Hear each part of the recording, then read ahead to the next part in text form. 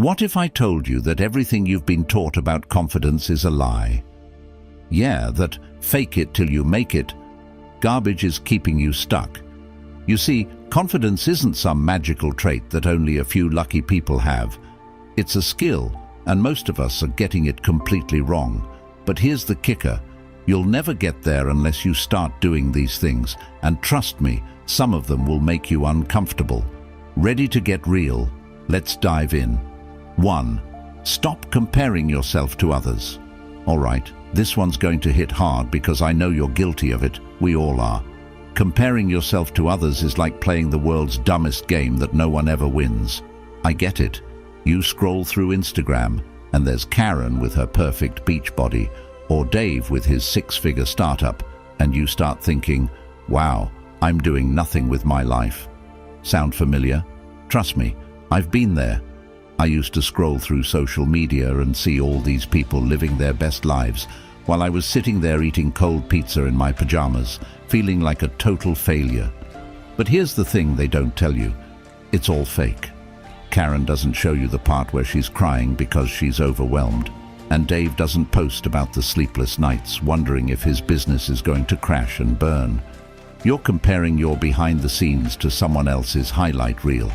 That's like comparing your Monday morning to their Saturday night. It's not even the same game. Here's the truth. Comparing yourself to others is a trap, and it'll kill your confidence faster than anything else.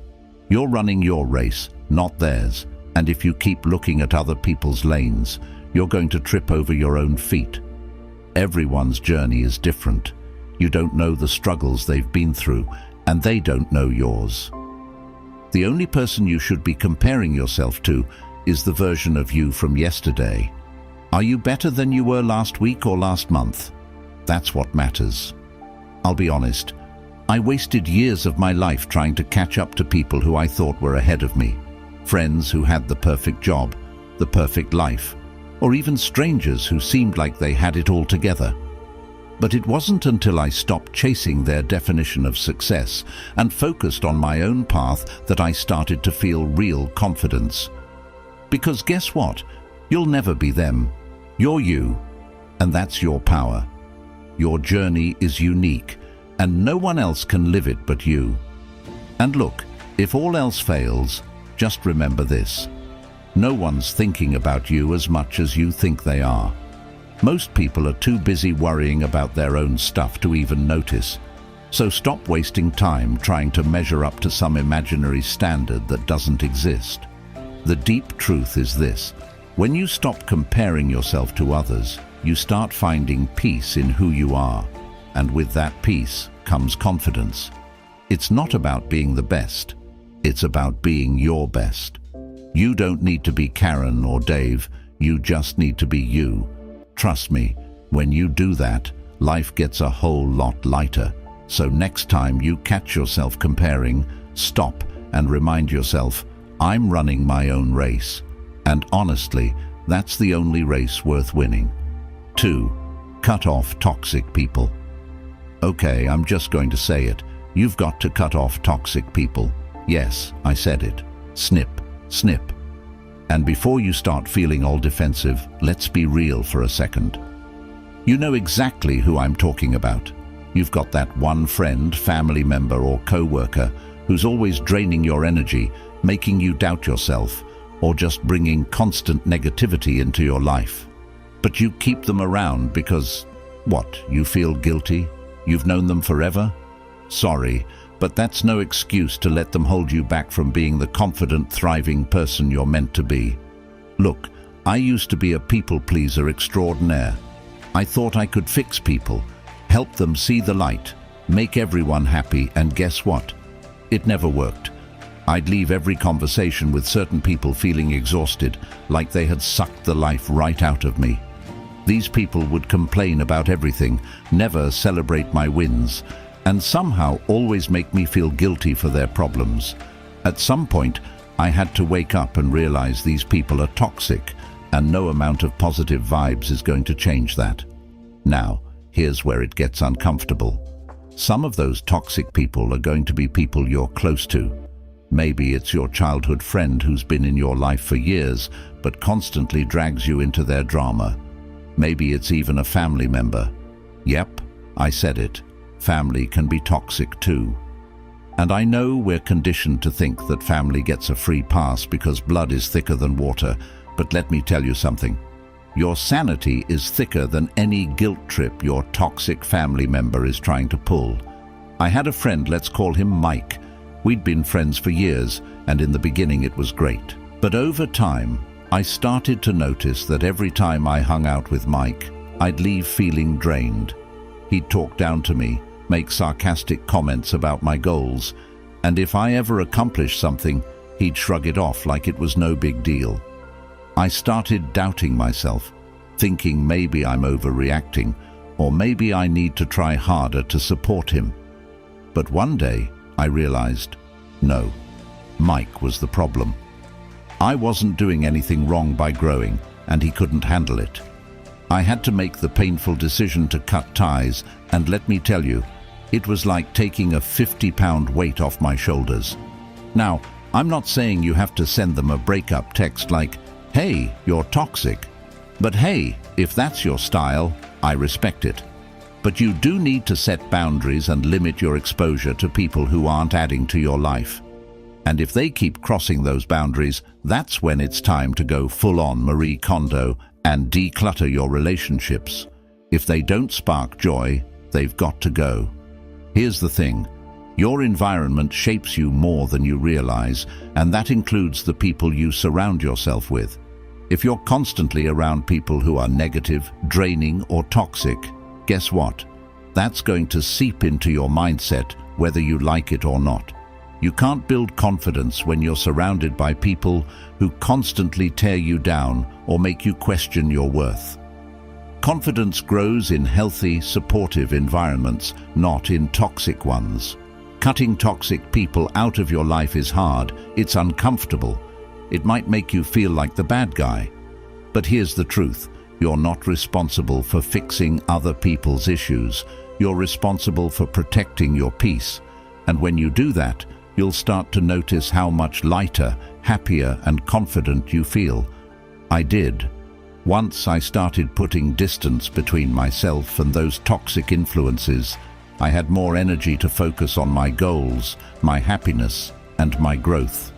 It was like I could finally breathe again.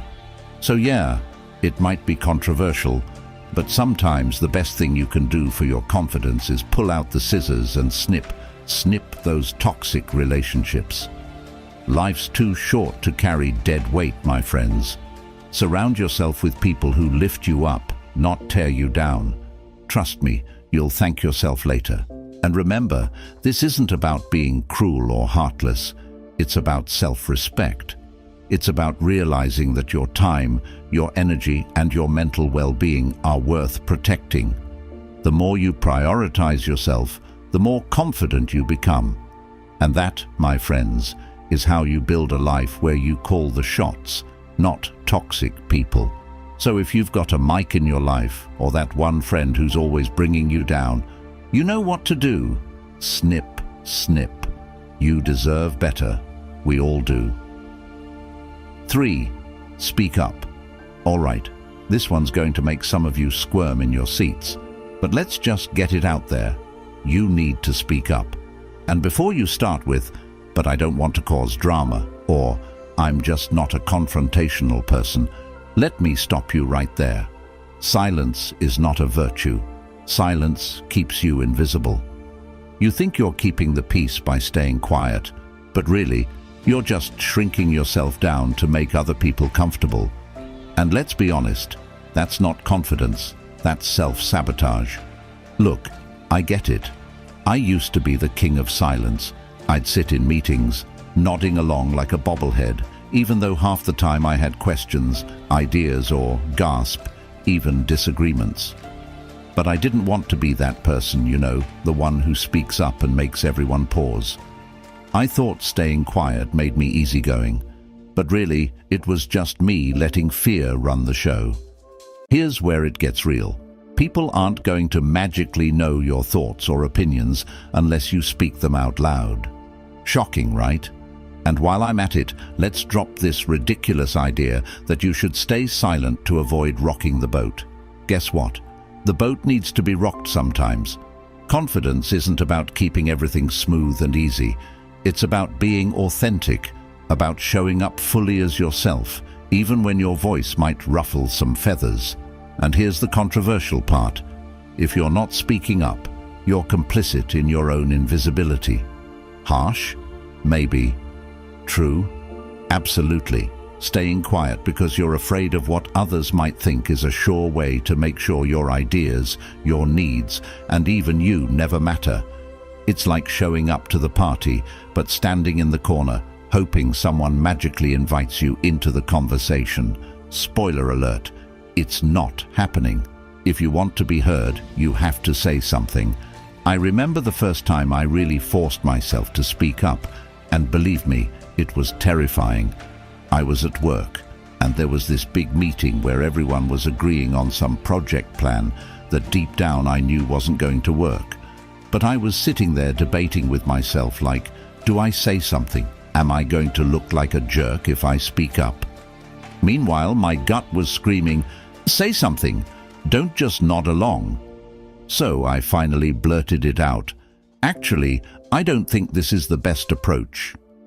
The room went dead silent, and let me tell you, in that moment, I wanted to crawl under the table and disappear. But here's the twist. After that awkward silence, the conversation completely shifted. People started asking me questions, digging into the points I raised, and get this, we ended up changing the entire plan. My idea actually made things better. Who knew? That moment was a wake-up call for me. I realized that every time I stayed silent, I was doing a disservice, not just to myself, but to the people around me. Because sometimes your voice is the one that's needed. And that's the thing. Speaking up isn't just about you. It's about the value you bring to the table. When you speak up, you give other people permission to think differently, to question the status quo, to see things from a new perspective. Your voice matters, even when you doubt it. But if you keep it locked inside, no one benefits from your insight, your ideas, or your experiences. And that's a tragedy, because the world needs more authentic voices, not fewer. Now I know what some of you are thinking, but what if I'm wrong? Good, be wrong, that's part of the process. You're not going to get it right every time, but that's where real confidence comes from, knowing that even if you're wrong, it's okay. You can handle it. The point is, you're in the game, you're contributing, and that builds a kind of self-assurance that staying silent never will. And here's a little secret. People who speak up, even when they're wrong, often end up being more respected than the ones who sit quietly, hoping no one notices them. Why? Because at least they have the guts to put themselves out there. They're showing that they believe in their thoughts enough to voice them. That's confidence in action. But beyond the meetings, the awkward moments, and the fear of judgment, speaking up is about something even deeper. It's about self-respect.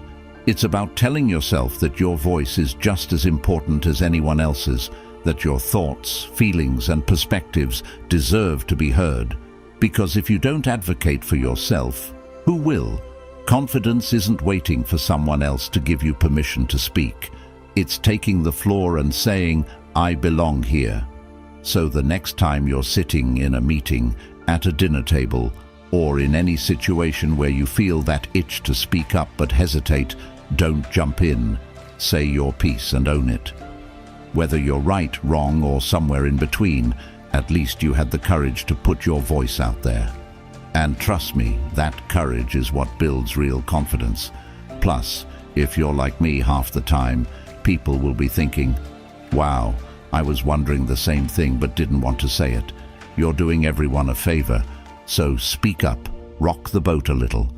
It's time for you to stop being a background character in your own story. Take the mic and own your spotlight. You've earned it. 4. Fail a lot. All right, brace yourself because I'm about to drop the truth bomb that nobody wants to hear. You need to fail. Not once, not twice, but a lot. I'm talking epic face plants. What the hell am I doing? Kind of failures. And here's the kicker. Failure is not just inevitable, it's essential. Yeah, I said it. You're not going to be confident until you fail, so get ready to mess up, because that's how you actually build real confidence. I know, failing isn't fun. Nobody wakes up like, today feels like a great day to totally screw everything up. But here's the thing. If you're afraid of failure, you'll never push yourself hard enough to achieve anything meaningful. You'll play it safe, stick to what you know, and guess what? There's zero growth in your comfort zone. Confidence isn't built by avoiding failure, it's built by staring it in the face, taking the hit, and getting back up. Each time you do, you're sending a message to yourself. I can handle this. I used to be so terrified of failure that I wouldn't even try new things unless I was 99% sure I'd succeed. Let me tell you, it was a miserable way to live. I was constantly stuck in my little bubble, watching other people take risks and wondering why I wasn't getting anywhere. And then one day, big surprise, I failed massively. I bombed a project at work that I had been so sure I'd crush. I'm talking a full-on crash and burn situation. I was embarrassed, frustrated, and ready to crawl under a rock. But something weird happened. I didn't die. The world didn't end. I wasn't struck by lightning. I survived. In fact, after the initial sting wore off, I realized that failing was actually kind of liberating. Once I'd gotten over the fear of it, I realized I had way more freedom. I stopped worrying so much about being perfect and started taking more risks. And guess what? I still failed plenty of times, but each time I got better, smarter, and more resilient. That's the secret no one tells you about failure. It's like going to the gym for your confidence. You don't get stronger by lifting light weights, you get stronger by pushing past your limits and feeling the burn. Here's where I'm going to lose some people, but I'm going to say it anyway. If you're not failing, you're not trying hard enough.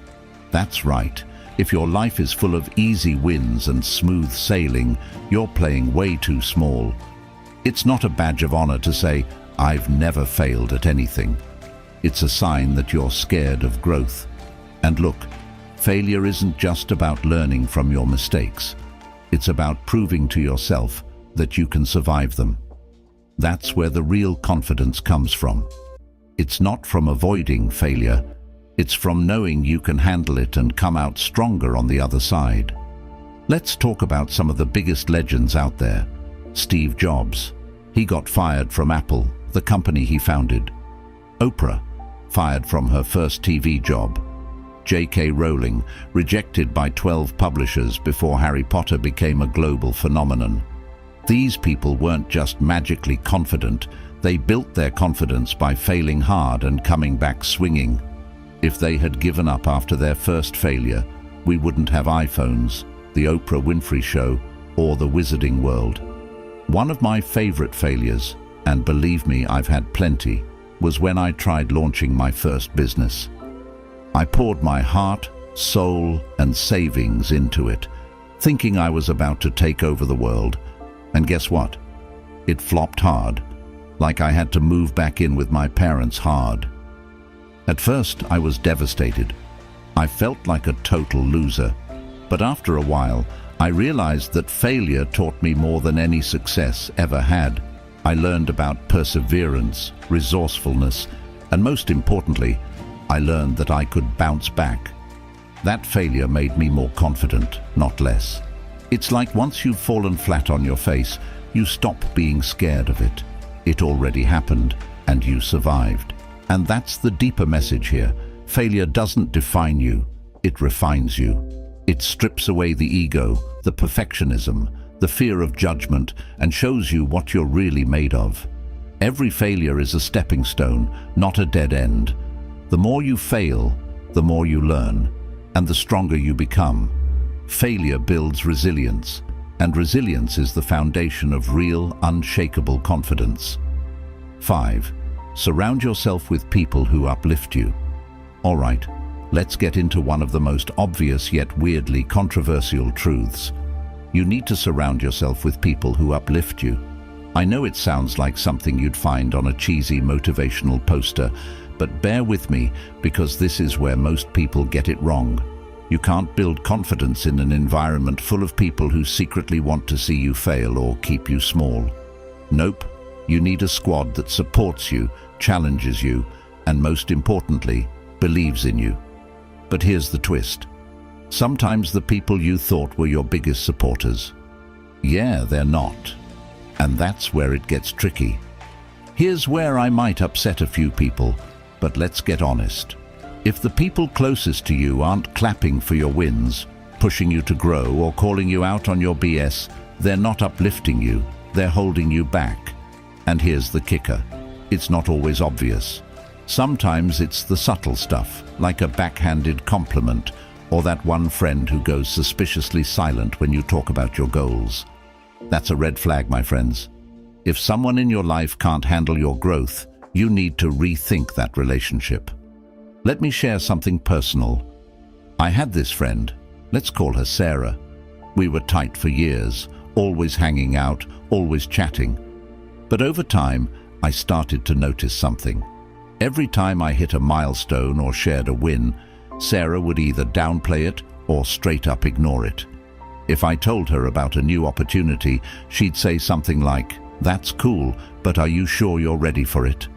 It was subtle, but it was always there, this underlying negativity, like she couldn't stand seeing me level up.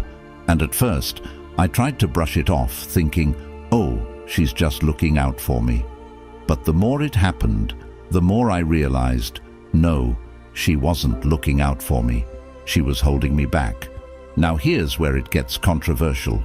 You might need to let go of some relationships, even the ones that have been around for years, if they're not serving your growth. And yes, that includes close friends, and sometimes even family.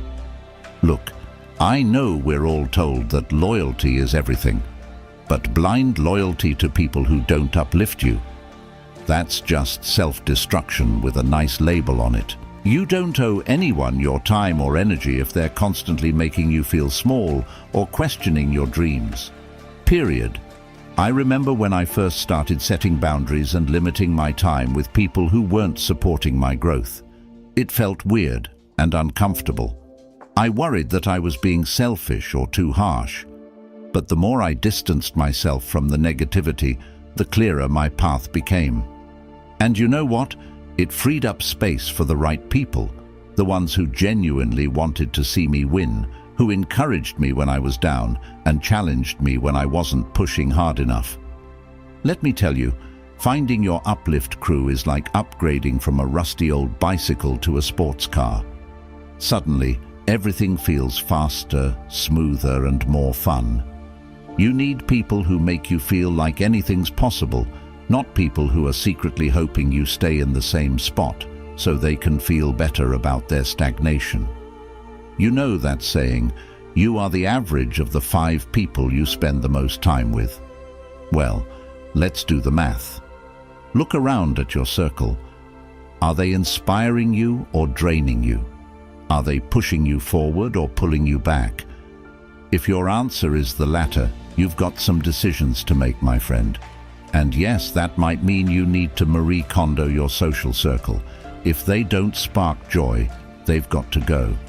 And let me tell you, when you surround yourself with the right people, life starts to feel like it's on a whole new level. But it goes beyond just good vibes and cheerleading. Surrounding yourself with uplifting people isn't just about having a hype squad. It's about building a network of trust, accountability, and growth.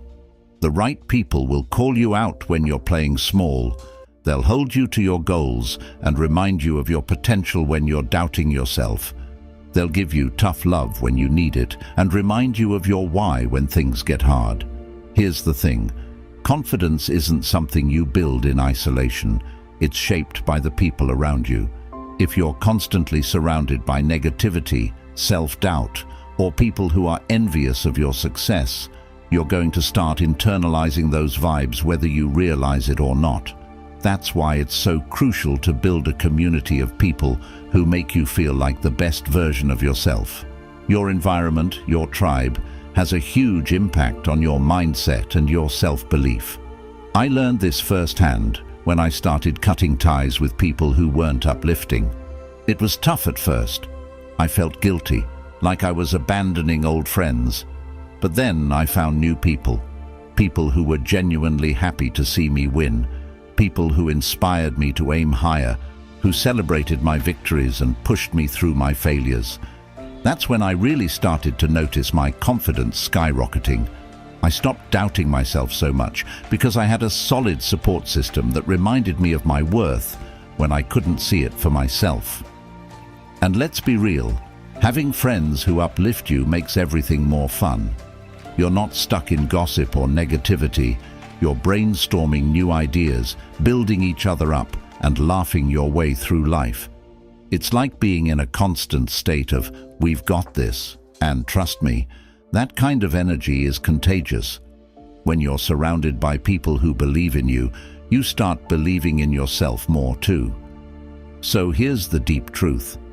If you want to build real confidence, stop wasting time on people who are secretly hoping you fail and start investing in the relationships that lift you up. Find the ones who cheer for your success, support you through your struggles, and make you feel like anything is possible. Because here's the thing, when you surround yourself with the right people, you start to see that there's nothing you can't do. Your confidence stops being this fragile thing you have to protect.